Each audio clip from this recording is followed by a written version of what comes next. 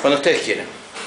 Bienvenidos, buenas noches a la presentación de este libro, agradecidos a la autora y a la editorial que otra vez haya querido presentar con nosotros. Y bueno, luego compartiremos un brindis para seguir conversando de manera informal. Muchas gracias.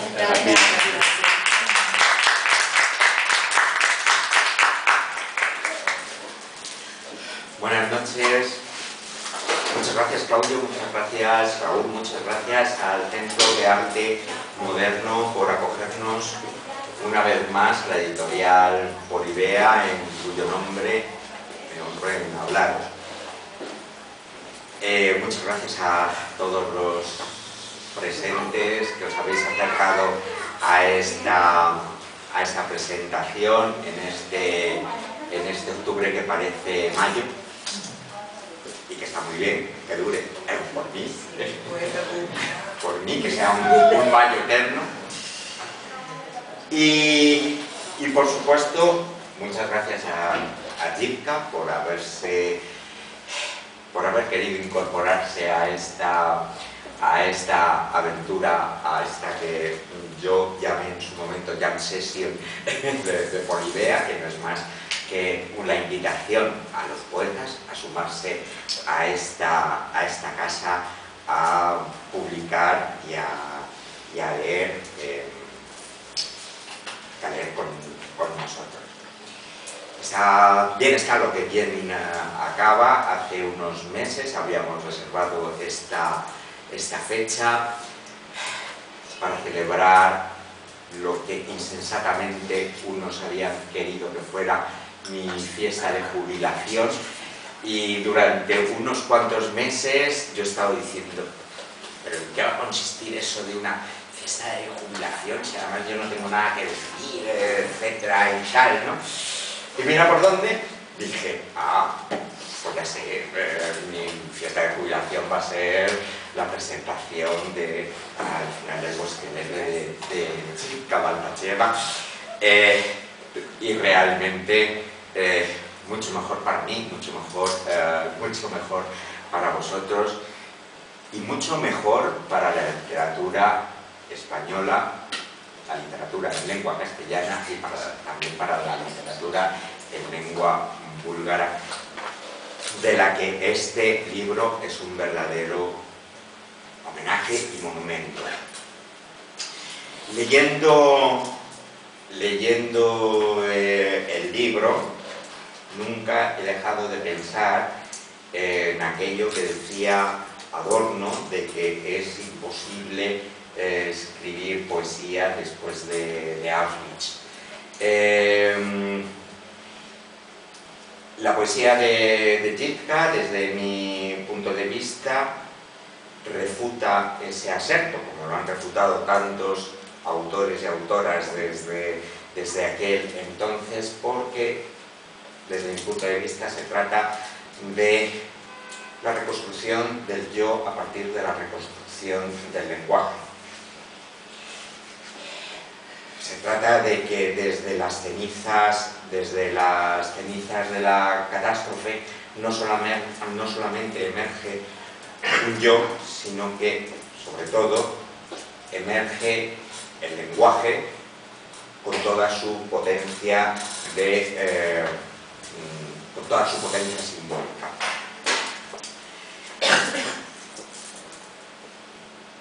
Y yo creo que sin más dilación, porque para eso tenemos también a una presentadora de lujo, que es Verónica Aranda, directora de la colección de poesía latinoamericana Toda la noche se oyeron, que también de editorial Polibea.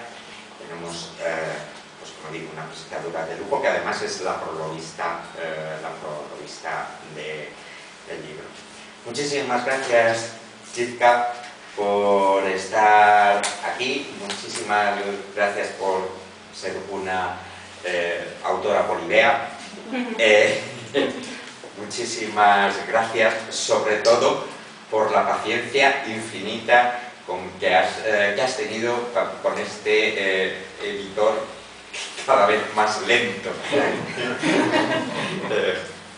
Yo soy aún más lento, así que... Me he vuelto muy lento, muy Pero yo creo que ha merecido la pena y hoy tenemos un gran libro entre las manos. Muchísimas gracias a todos y le cedo la palabra a Verónica Arana.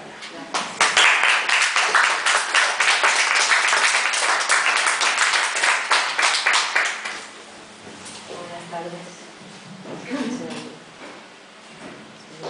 Bueno, reitero los... Creo que ahí. Ahora estoy. Sí. Mejor. Buenas tardes. Reitero los agradecimientos al Centro de Arte Moderno.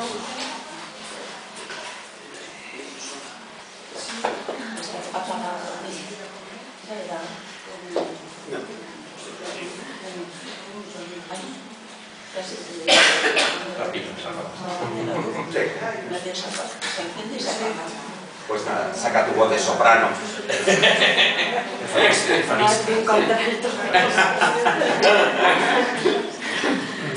Bueno, reitero los agradecimientos, gracias a todos por venir, además es una tarde casi estival y de celebración, por un lado la jubilación de Juanjo, por otro lado la aparición al final del Bosque Verde de nuestra querida Jiska Baltasieva, que además es un libro que llevaba años en el cajón, ¿no? Entonces más motivo de celebración aún y cada libro de Jiska que ha publicado anteriormente en Amargor pues es muy esperado, ya que ella es una de las voces poéticas internacionales que a lo largo de estos últimos años pues ha enriquecido el panorama poético español. Además es una poeta y razón de más de que esté el libro bilingüe español-búlgaro, es un raro y admirable caso de bilingüismo.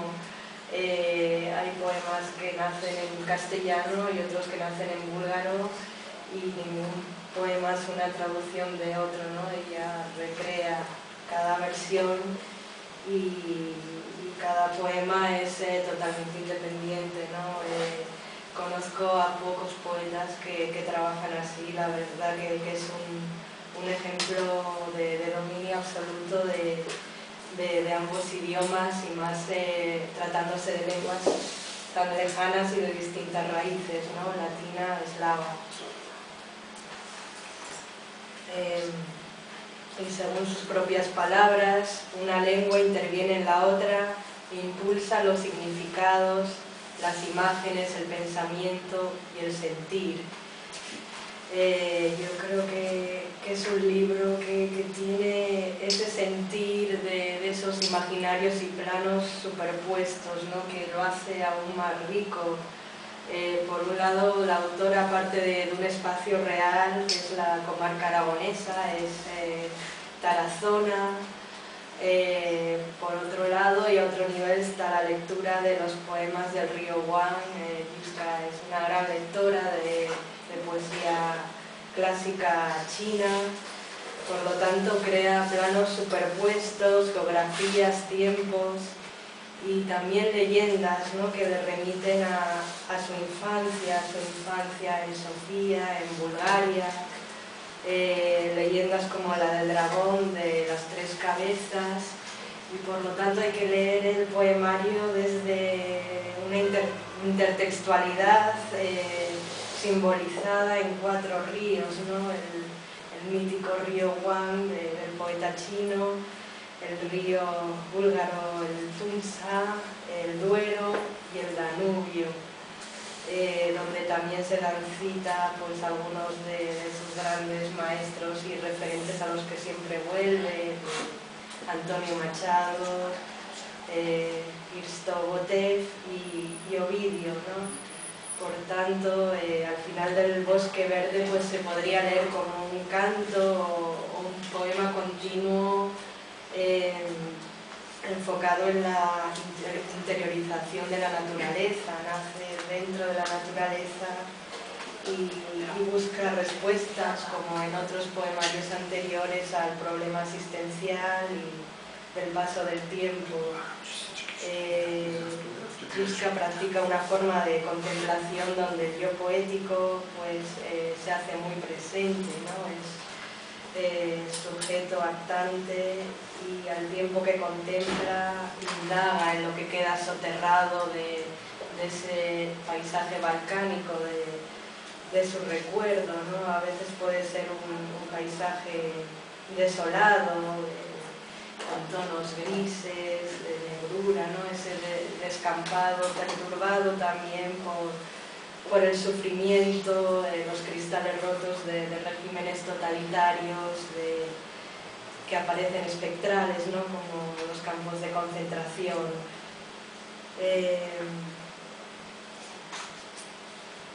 Por otro lado, el paisaje pues, aparece personificado, ¿no? Es interesante porque hay una relación muy de tú a tú con el paisaje que intuye lo que somos, y esa indagación en la ciencia, que diría que es uno de los rasgos más característicos de la poesía de Gipska, ¿no?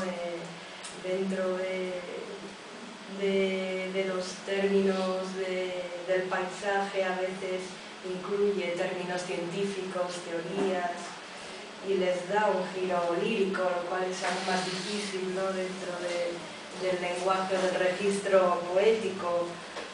También aparece, para complicar más la intertextualidad, el budismo zen, ese concepto que usan muchas veces los poetas del haiku, los poetas japoneses, del wabi-sabi, esa melancolía ante la impermanencia de las cosas, ¿no? Y también yo creo que es su poemario más pictórico, ¿no? Hay pinceladas, ¿no? La forma de elaborar los poemas muchas veces son trazos, son acuarelas, y el lector debe completar, ¿no? Esos brotes que emergen en ese paisaje que de repente se pone rosado con la primavera, y finalmente el yo lírico llega a esa fusión con la unidad originaria, pero en este caso en un sentido más griego que oriental. Y cito el poema: cumbres, campanarios, abedules, generadores eólicos, margaritas caminantes, libélulas, en simetría, todo en su sitio, en mí. Y toda esta trascendencia escrita a través de un estilo muy, muy depurado, donde predomina la economía del lenguaje. Y por tanto, como ha dicho magistralmente Ángel Guinda, en la poesía de Gipska Baltasieva hay un dolor fértil por edificante, ese dolor que convierte la existencia en una resistencia activa contra la adversidad. Ella sobrevive, resiste y lo bello salva. Gracias.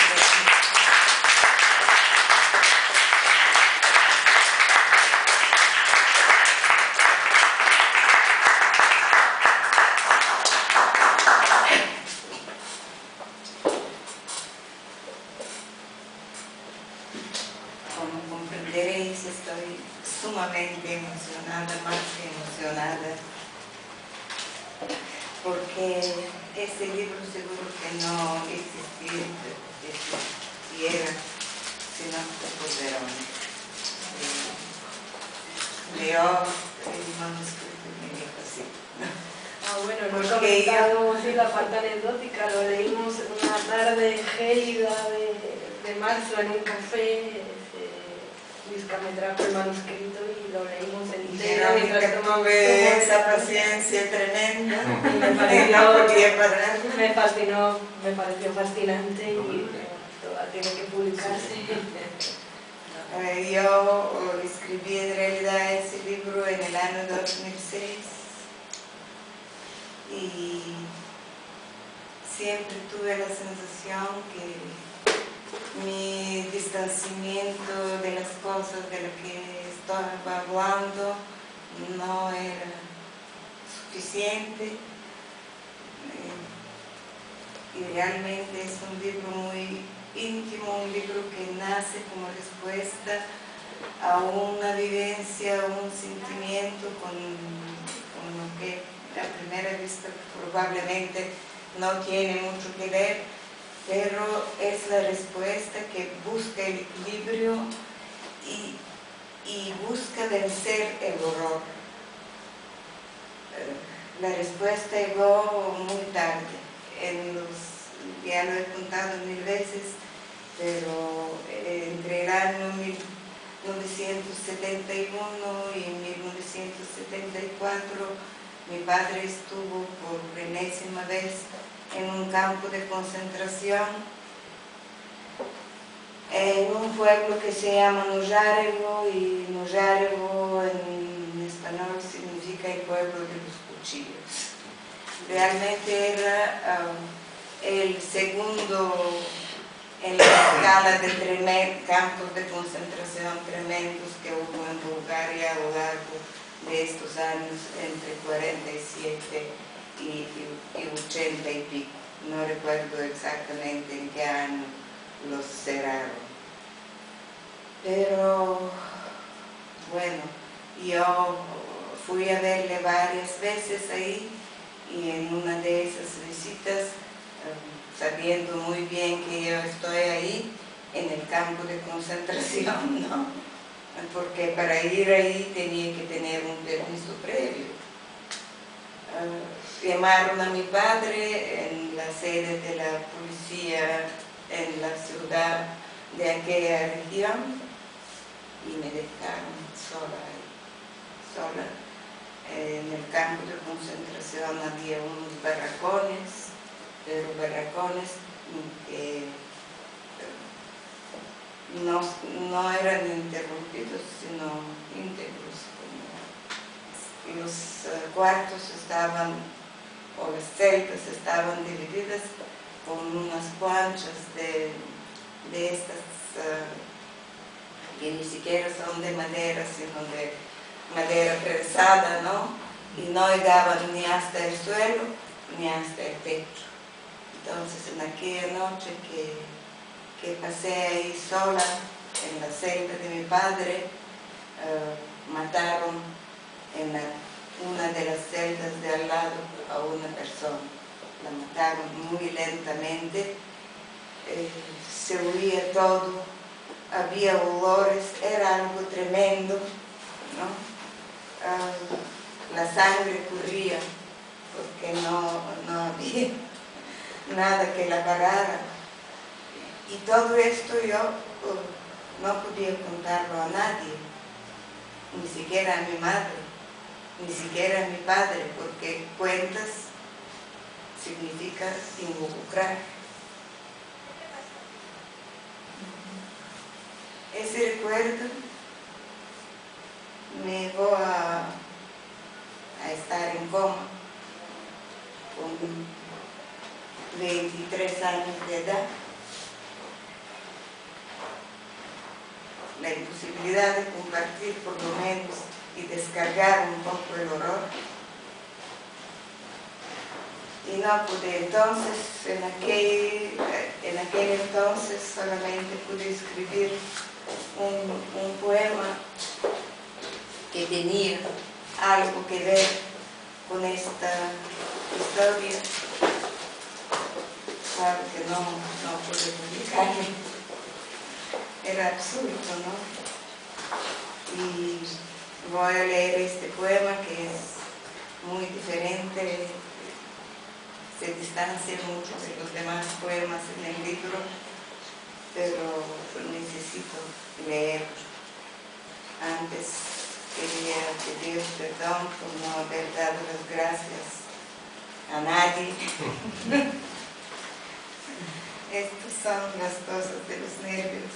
Gracias, Juanjo, gracias, Verónica, y gracias también a este Centro de Arte Moderno que siempre me ha acogido con mucho amor, con mucho cariño con mucha bondad y comprensión. Voy a ver dónde está este poema. Voy a leerlo en español y en búlgaro. ¿A dónde hoy? ¿A dónde? ¿Dónde? ¿Dónde?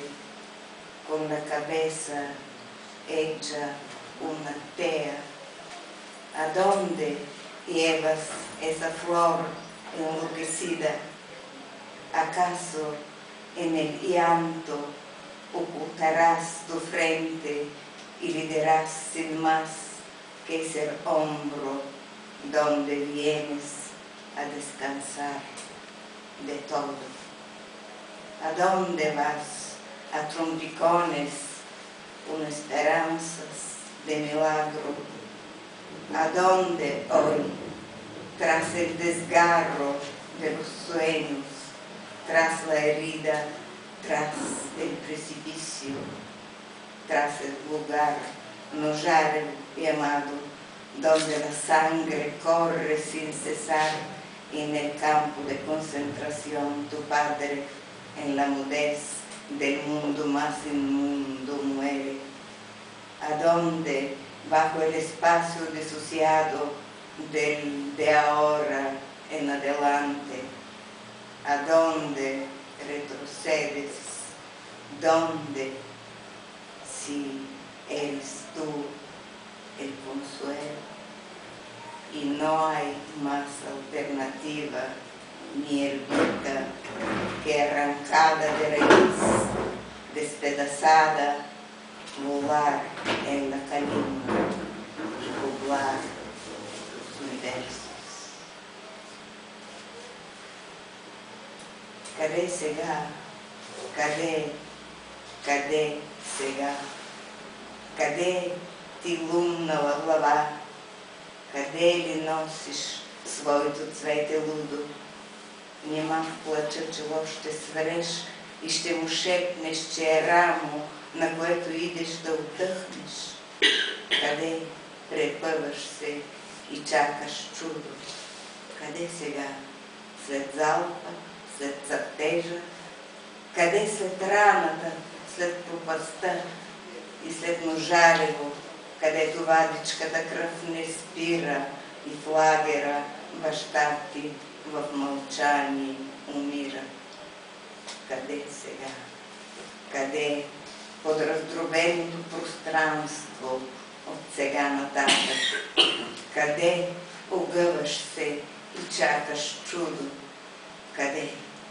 Щом в теб е цялата отеча и няма избор друг, тревица моя, освен от ветрища разкъсвана, изтръгната из корен, да се издигаш маранята и да населваш светове.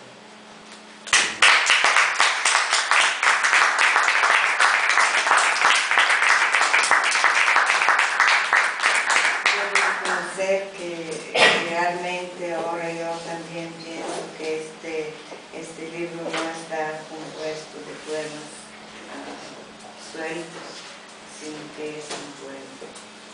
Probablemente si algún día tiene la suerte de tener otra edición, saldría así como un poema en 3 movimientos más probos.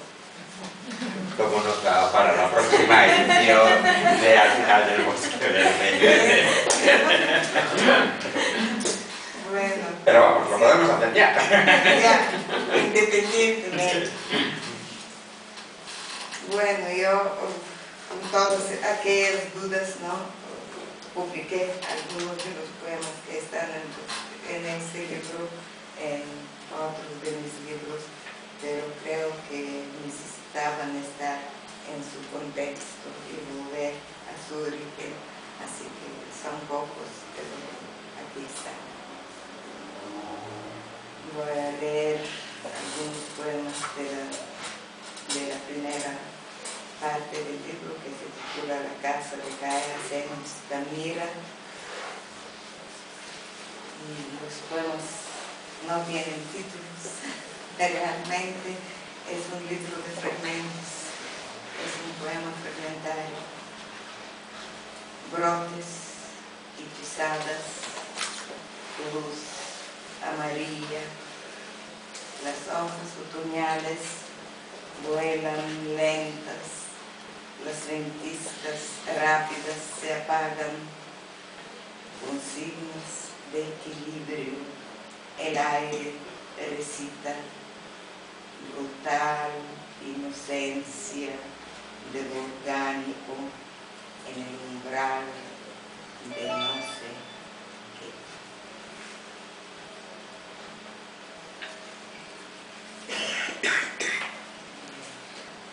Siguiente fragmento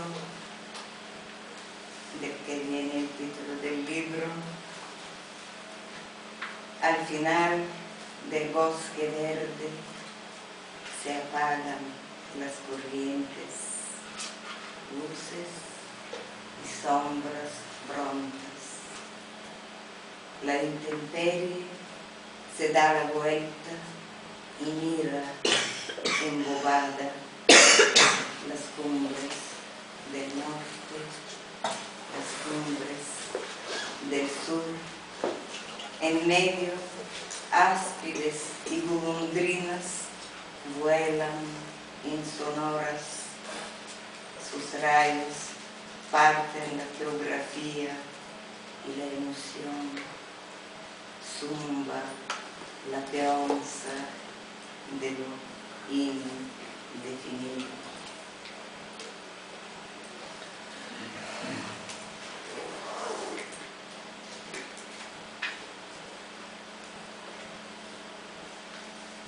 Abandonadas casas se miran en la cóncava soledad, aire moteado de aromas, urracas, narcisos negros en el cielo, erosión clavada, rojo oscura en el sueño.